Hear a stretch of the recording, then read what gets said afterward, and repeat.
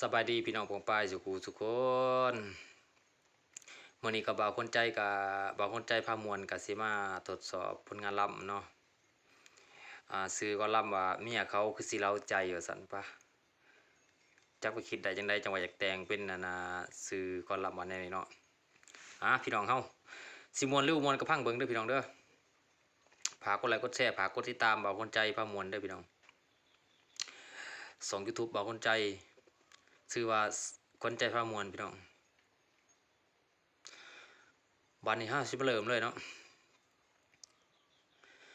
เห็นเมียเขา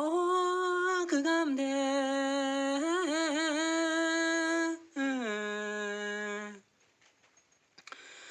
ป่าผมมานะเมียทางอายเสียวต่อนางเอ๋ยน้องเปลี่ยนเมียเขาคือว่างามกระโด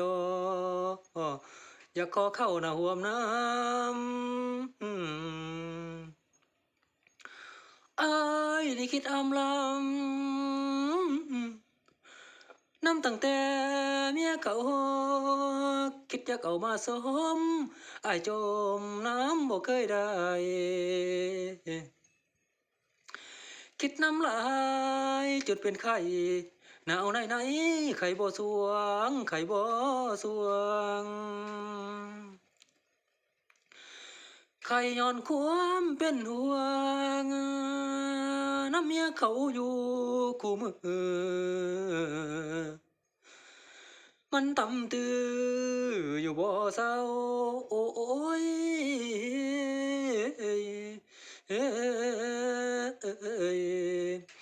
เมียเขา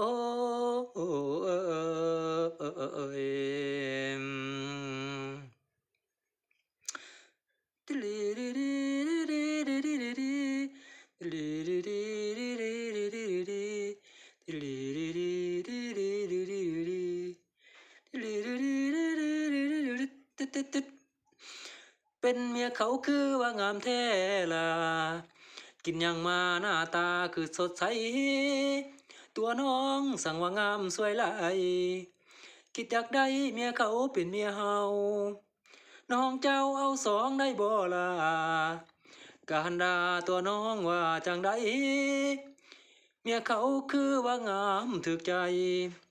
สวยไรงามเปรียบเหมือนดาราป่าศาลา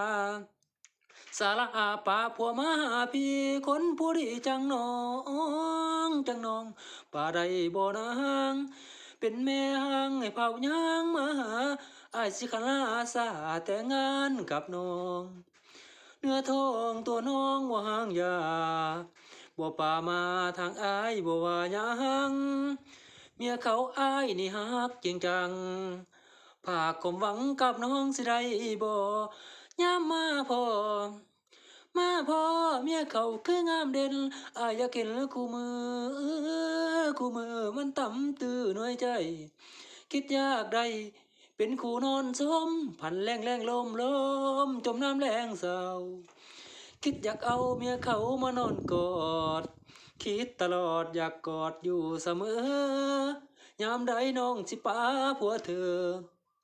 อยากเจอเมียเขาสิเล่าใจไปบ่ลา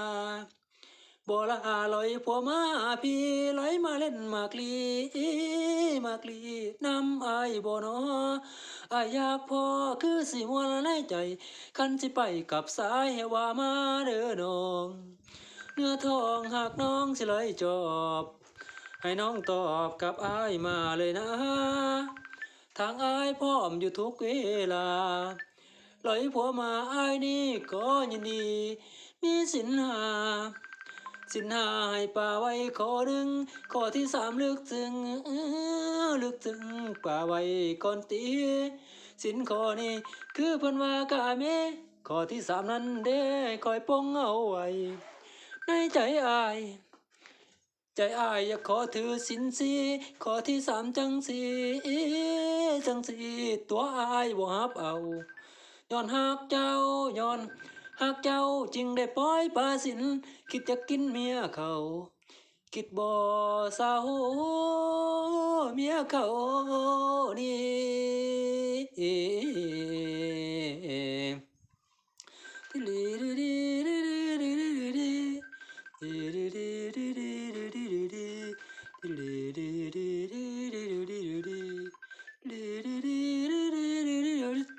ตึ๊ดฝากกดไลค์กดแชร์เด้อพี่น้องเอ้ยผลงานลำกำลังแต่งขึ้นในใหม่พี่น้องเมียเขาสิเล้าใจเนาะถ้าผู้ใดสนใจพี่น้องเอ้ยอยากได้ผลงานลำผลงานเพลงก็ทักมาหาบ่าวคนใจได้เด้อพี่น้องเด้อโปบ่าวคนใจก็บ่ได้เก่งบ่ได้ดอกแต่งเพลงแต่ว่าแต่งไปตามภาษาบ้านนอกค่อยเนาะนักร้องกันนักร้องบ้านนอกกินน้ำหมอกต่างกันแล้วพี่น้องเอ้ยเด็กๆมาได้แต่แนมเดือนดาวบ่ค่อยเห็นขาขาวย้อนบ่มีไฟฟ้าพี่น้องเห็นที่ขาขาวมันมืดเนาะเว้าแน่เว้ากันไปแน่กันไปนำพี่น้องเอ้ยคันบ่เว้าก็บ่ได้หัวคันบ่ได้เอาผัวก็บ่ได้นอนกับผู้ชายคือว่าคันบ่ได้เอาผัวก็บ่ได้อ่าผูกแขนบ่ได้กินดองเนาะเว้าย่อๆ